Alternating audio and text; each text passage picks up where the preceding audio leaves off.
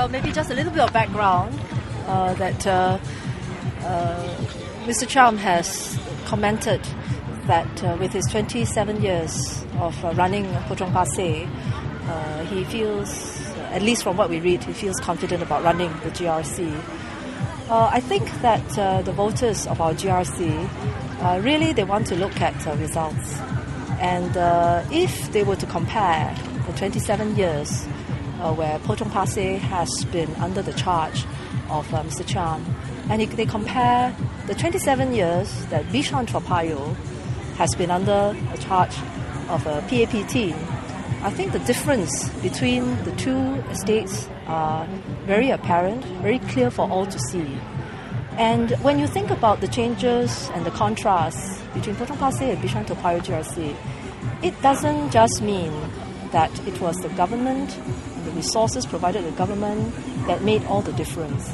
It is also about the serving MP giving the right ideas, providing the right resources, pulling together the right people, mobilizing support to make that change happen.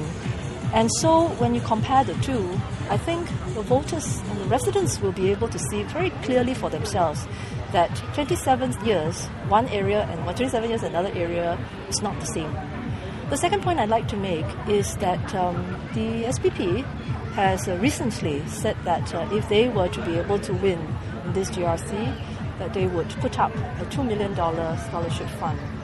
Our curiosity is that if they are prepared to do it, if they win this GRC, why didn't they do it in Potong Pasir? And if they had done it in Potong Pasir, wouldn't the people of Potong Pasir have benefited from this effort?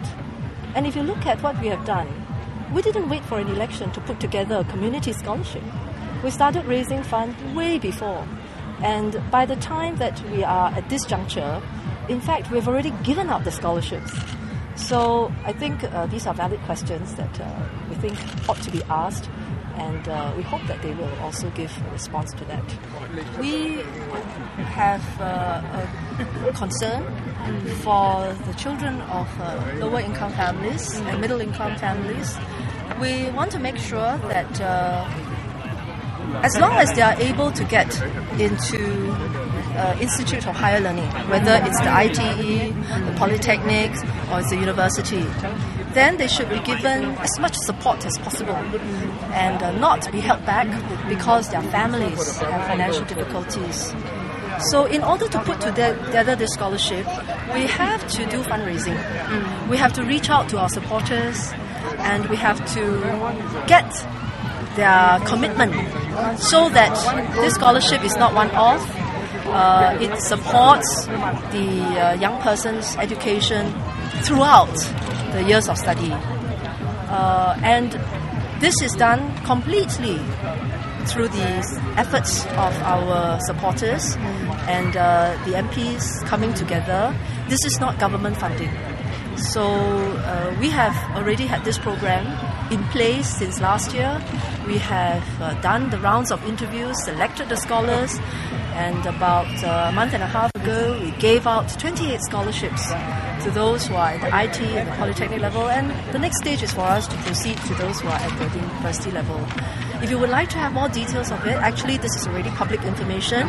Perhaps I can get Sunny to give you more information on our community scholarships. We are committed to this. We have sufficient funds to last us, to the 5 years, next 5 years and beyond.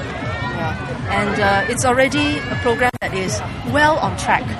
And these scholarships, I think, not only will give a helping hand to the families, I think these students will also have a sense of how strongly the community is able to rally behind them. And that's also what we want to do. It's not just the hardware, it's also the hardware. It's about bringing the community together to support one another. And we are committed to doing that.